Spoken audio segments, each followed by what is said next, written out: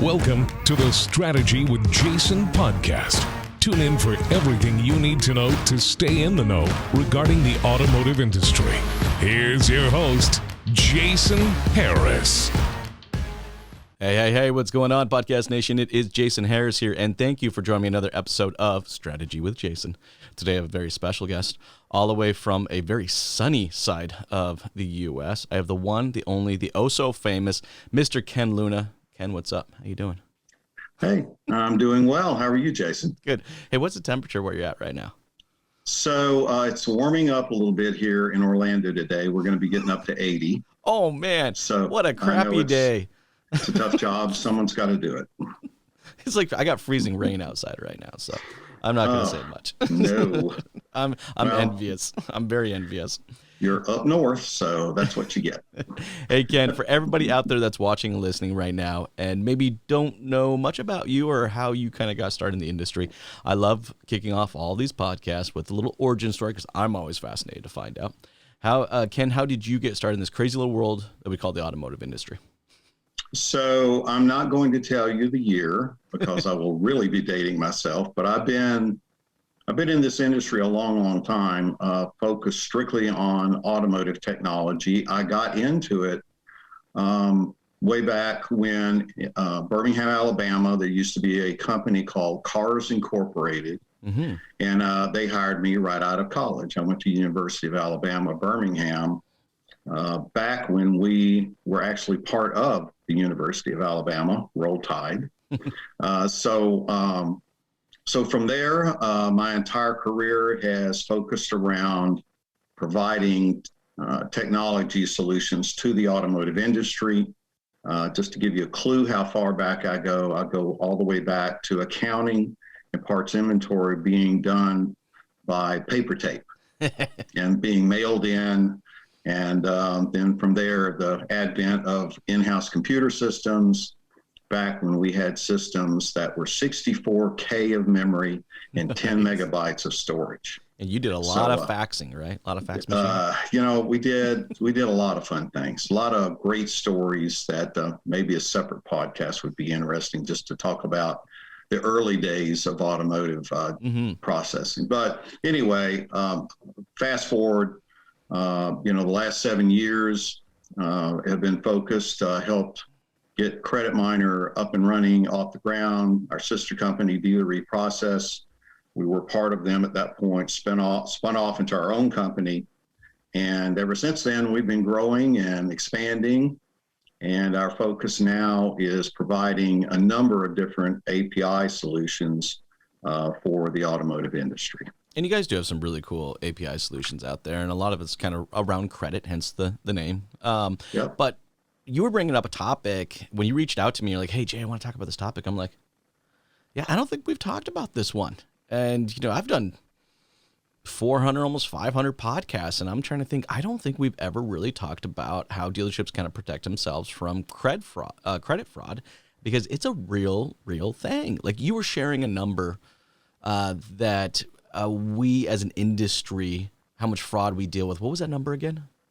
So, first of all, we'll differentiate between fraud and synthetic fraud, which is there's different types going to really be the focus. So synthetic fraud alone, and the numbers vary depending upon where you're getting the data from, but Point Predictive, which I hold in high regard in this industry, basically stated that in a recent automotive news article that the hit to automotive last year was over $1 billion, and specifically in synthetic fraud.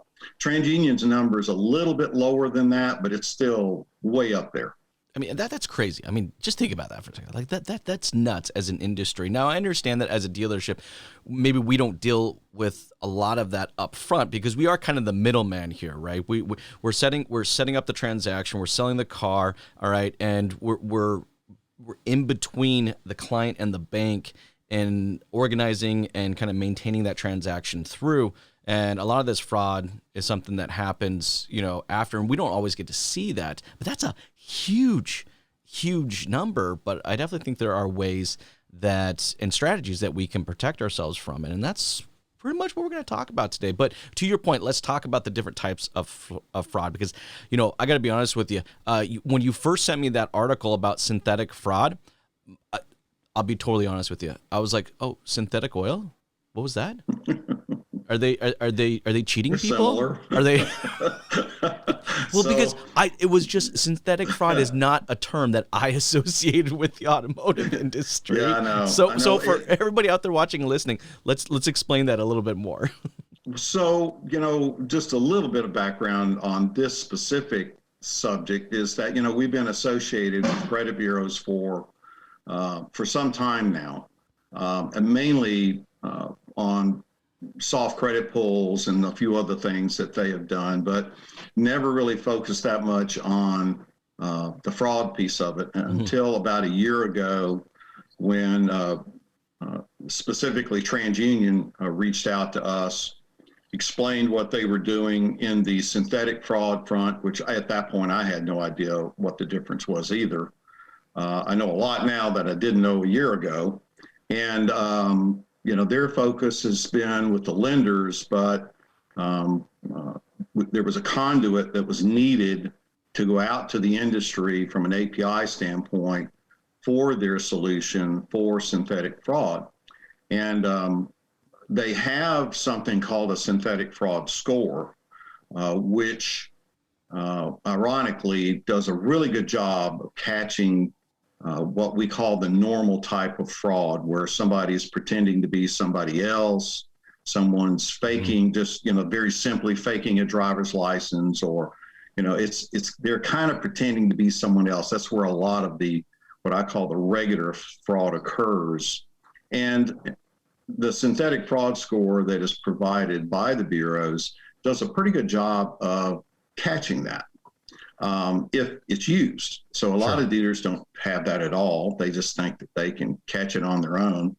And the thing is you're in the dealership environment, you're selling cars, you're busy, and you're not focused. And that's where the fraudsters take advantage of the dealership, is because they're not paying attention to the details and making sure the person is who they say they are, because they're anxious to sell a car, especially these days, when the car sales are so precious and the inventory is so low. Can you give me an example, Ken, of when? So it was funny. We just the other day, our sister company, Dealer Reprocess, there was one of the representatives yesterday was telling me about a dealership that had gotten a car and they lost the car. And this was simple fraud, where someone was pretending to be a doctor. I think this was up in the Northeast, and they had somehow gotten a hold of the doctor's identity, had gotten a fake driver's license, which are readily available online, by the way. They're predominantly used by kids, trying to be. Wait, you can get fake IDs online now? Oh, absolutely. You mean I didn't have to pay Jimmy Morrison $100 just to get a fake ID? I mean, that was just big fun. Google fake driver's license, and they're mainly overseas. And there's a number of websites where you can, and they're pretty good. They're not, they're not perfect, obviously, and we're going to discuss that here in a little bit as to how you can combat that. But they're good enough to where they'll get you in a club if you're 17, and they're good enough if you're trying to buy a car and the dealership is not really paying attention. So that's the regular, but still, that's what I refer to as regular fraud. And that's kind of what happened to this dealer. And it was a Highline dealer, and he lost probably $100,000 on this transaction. So, that particular type of fraud has been around for quite some time. What the synthetic fraud score does is there's a database. All the bureaus have a database, and this particular, when you take the name and address of the individual, then what happens is it matches up against this database, and it looks for different things like recently moved, address doesn't match, phone number doesn't match, number of transactions within a short period of time. I mean, there are a lot of different features. And the other thing is these scores, are relatively inexpensive. I mean, they don't cost that much. There's two different types. There's the FCRA score that's tied to some sort of credit pull. It's actually a little bit stronger than the GLBA, which is the Gramm-Leach-Bliley Act. They've named this particular type pull after that. And it hits all the databases just like the financial one does. But the GLBA doesn't have financial info, but it's still pretty extensive. So from my understanding, these scores are they're telling us that this person is who this person says they are, right? So what they're basically that's what doing it's based is, off of? Yeah, they're like alarms, and Gotcha. We like the thing we like about them, and the fact that we're tying them to the soft credit pull, is you want to know as early as possible that this person may not be who they say they are. Of course. So you get an early warning, when you're dealing with someone, especially when you do a soft pull, and let's say you don't get a match, maybe because they're not who they say they are. And then you also get this fraud score, and the fraud scores typically range from 100 to 1,000. And unlike the credit score, it's backwards. The higher the score on the synthetic fraud, the more likely it is that this person is a fraudster. So rolling from that regular fraud into synthetic fraud, remember the $1 billion number was specifically synthetic fraud. Mm-hmm. So what synthetic fraud is where, and it's normally not an individual doing this, it's normally some sort of organized crime group in a local, regional, or even national level that knows how to trick the credit bureaus, is what they're doing. And the way they do it is they create a fake identity. There's a number of different ways they do this. They'll actually tag on to somebody's other credit. I mean, they'll pay them saying, "Hey, I noticed you've got a Visa card. I'll give you $500 if you let me get a card, under my name, but also associated with your card." And they'll do that. A lot of people go, "Sure, well, why not? Skin off my nose." So there are other ways they do it. Some of the hacks, you see some of the hacks on hospitals. Mm-hmm. Well, some of the valuable information that comes out of the hospital hacks are social security numbers of babies that were recently born. They use those socials in a lot of these fake identities because, they'll have that name, they'll have that particular association, and no one's checking the credit of, a two-week-old child. Okay, now that's crazy. Come on, it's pretty amazing. And what they do is they build this identity over a long period of time. Okay. This is not a short build, if you will. They'll take a year to even 2 years to build up an identity on somebody with a fake address, even though it might be a real address, but they might be using a post office box in tandem. They've got credit cards that they open up under this entity and spend money, and pay the bills. I mean, just like they don't go for the little stuff. They're building an identity here that's not real. For sure. And once they get to the point that they're ready to buy the vehicle, the bureaus think this is a real person. And even the synthetic fraud score, as they call it, will not necessarily catch this individual because they think they're real. So now that's some pretty advanced fraud. I mean, that takes some time. To your point, I mean, you're talking a year, maybe even 2 years to create this profile that they can use. I mean, what percentage of the fraud are dealers seeing that of that level of design? I don't know that anyone's tracked that because that's a good question, but I think it's certainly increasing because it was $1 billion last year. Yeah, it's a lot more damaging. The other type fraud, the regular fraud, is basically easier to catch. I'm not saying it's always caught, but and some of the examples that TransUnion showed me of the regular fraud were just comical. I mean, where someone would use someone's name and the driver's license had somebody else's name on it, or the pictures, the person who walked in the door was a man and driver's license was a woman. You know, I mean, that's pretty bad. That's pretty bad. That's pretty bad. Yeah. As a dealer, I'm just kind of curious, like, what would you say maybe 3 to 5 things that as a dealer we can put into our processes to eliminate as much of this as possible?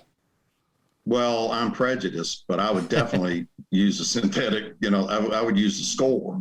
But even beyond that, one of the newer technologies that's now coming out that we're building an API for the industry, for any solution in the industry to use, is what they call document verification.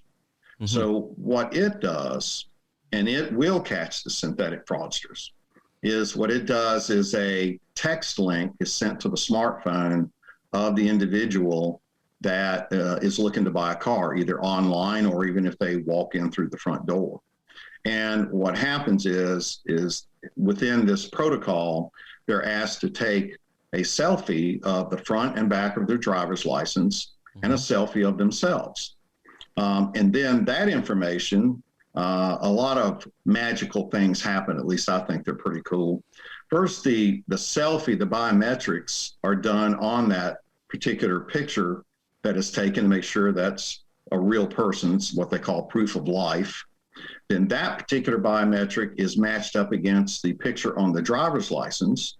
And then also all the watermarks on the driver's license are checked to make sure that this is a valid, state-issued driver's license. Mm-hmm. And then all of that data is sent into the same database that the synthetic fraud database uses already on the score, except this time, we're going beyond just looking at a database. We're looking at, proof of life, making sure this person is who they say they are, making sure that the license is valid, that you simply cannot do, simply with the score itself. So it's highly effective. It's being used by a number of banks already. There's some manufacturers that are looking at this, and bringing this out to the industry from a dealership standpoint is really the critical point, because the dealers are the ones who get stuck with the synthetic fraud, or really any fraud. It's not the lenders. Yes.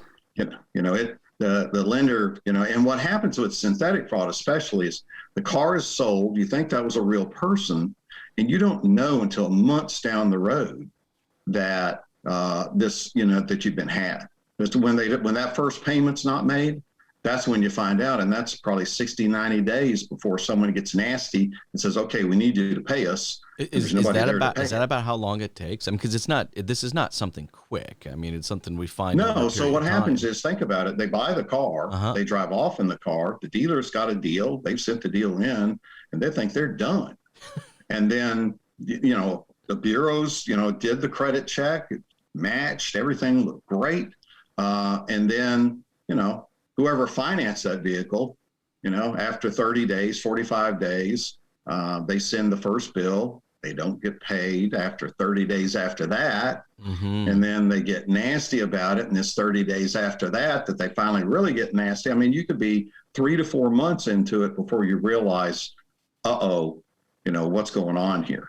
And that's what's bad about synthetic fraud. It's not like someone stealing the car off of your lot where you can report it to the cops right then. Yes. This is something that's way down the road that you find out where you've been hacked. Yeah, this is not like, I remember I was like 18 months into the business.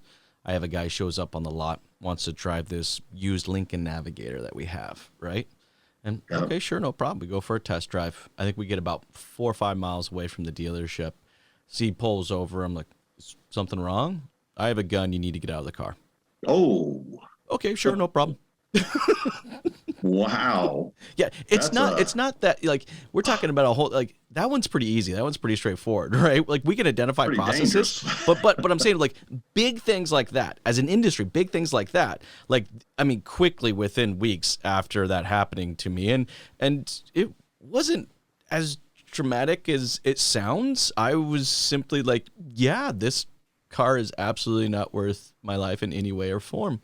Please go ahead and take it. Please go ahead and take it. And I and at that time, cell phones weren't really that big of a deal. So I didn't have a cell phone with me. So I had to walk the 5 miles back to the dealership with no car. And at first, everyone was pretty upset. Like, what had happened? And then I explained to them. But as an industry, what we do when something big like that happens, we can immediately put processes in place to combat that.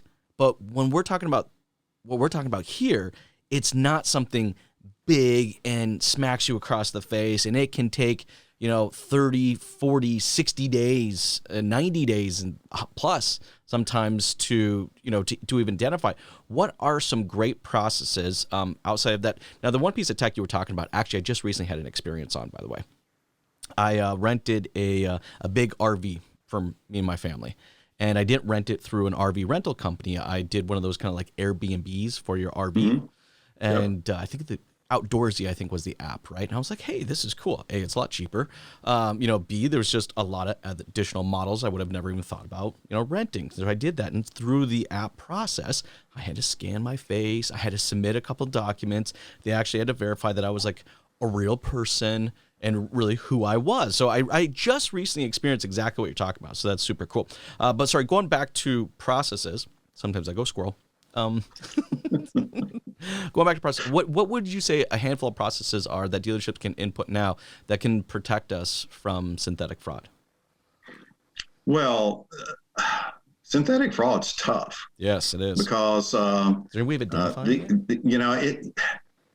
dealerships are in kind of a tough spot because they're out there trying to sell cars. Exactly. And they're not wanting to needlessly piss somebody off who's trying to buy a car from them. So it's a delicate balance, when you're asking for this information, trying to get information on somebody. So I would say the more technology you can use to verify that this person is who they say they are. Now, we're prejudiced, but we believe in our entire offerings revolve around specific points of data that identify individuals and give information to the dealership about them. Obviously, there's the soft credit pull, but that alone is not going to verify whether someone is who they say they are or not. I would say that collecting the proper documents, which all dealerships do, but pay attention to them. Look at the driver's license, make sure that it looks like a real license, and a fake one can look like a real license, but still take a little bit of time. Some of the ones that are coming across dealerships are not very well done, and they can catch them if they're not in a hurry. So I'd say behind the scenes, make sure that you're basically making sure this person is who they say they are with the proper documents, and then you use technology. Soft credit pulls help. Fraud, the fraud scores that are provided by the bureaus, they certainly help. There's other technologies out there that different vendors have that help with identifying this individual. And then the ultimate is the document verification and the selfie systems that are coming to the market, which, we're one of. Right now, I think we're the only vendor that's got the API for this, but that doesn't mean there's not going to be more coming, and different companies being able to provide that as part of their suite of solutions. Yeah, look, I think at the end of the day, it's worth having a conversation about, right? And if it hasn't happened to you, it's not something that I would think to have a conversation about. I gotta be honest with you. I don't think I've sat down with my F&I managers in the past and had just a roundtable discussion around fraud and, what systems and what processes are we putting in place to ensure that we're doing our part, because this does impact us, and this can impact us in many different ways. I'm sure you probably have a few examples of how it impacts a dealership and their operations, no? Well, think of this as a disease. Mm-hmm. So, and it's a disease that our industry has. And just like a regular disease, you may not have this disease in your family, but you probably know somebody who's had it. Pretty much every car dealer has had to deal with some sort of fraud, somebody trying to fool them into thinking that there's somebody else. But this synthetic fraud takes it to another level. So some examples, I'll give you an example of one that recently happened in the Chicago area. And there was actually an article in Automotive News about it, about a fraud ring that was hitting dealerships in the Chicago area with really high-level fake documents, high-level information, making the dealers think that they were who they say they were. Now, they got caught. They didn't go into the details, but just Google fraud dealerships and a bunch of information will come up. There's a group down in Texas that recently got hit with this. And I'll bet your viewers, for the most part, either have experienced some form of fraud or know somebody who has. And probably, $1 billion is a pretty high number. Probably know of that's happening too. It's just not something you hear a lot about because, quite frankly, when a dealer gets taken, they don't advertise it. No. It's not something that you're proud of. It's something that you're going to be angry about if I'm a dealer. And what the hell happened here? But it's unless it's like a crime ring and the reporter happens to find out about it from the law enforcement or whatever, it's something you just don't hear a lot about, but it's there and it's huge. Oh no, it is. And look, it's all about just being proactive. And that's really what we're talking about here. There are some great processes and strategies that you can implement, with your team at the dealership. There's some amazing technologies that, if you're not currently using, you can definitely look into, and there's a low cost of entry with it, but it does make a big deal as far as being proactive against fraud and synthetic fraud. Hey, for everybody out there that's watching and listening right now, and maybe like to connect with you and continue this great conversation that we've been having, what's the best way to do so?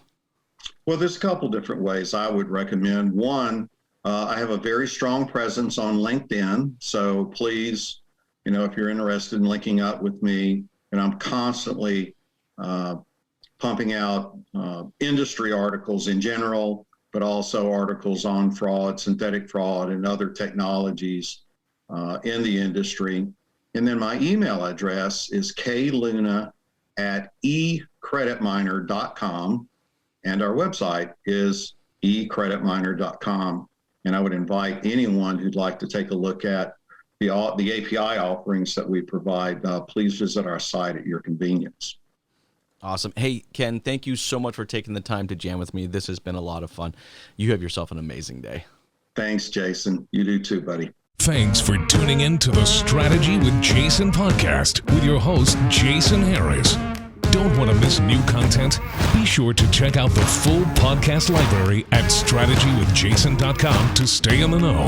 Remember to like, comment, and subscribe. Happy podcasting.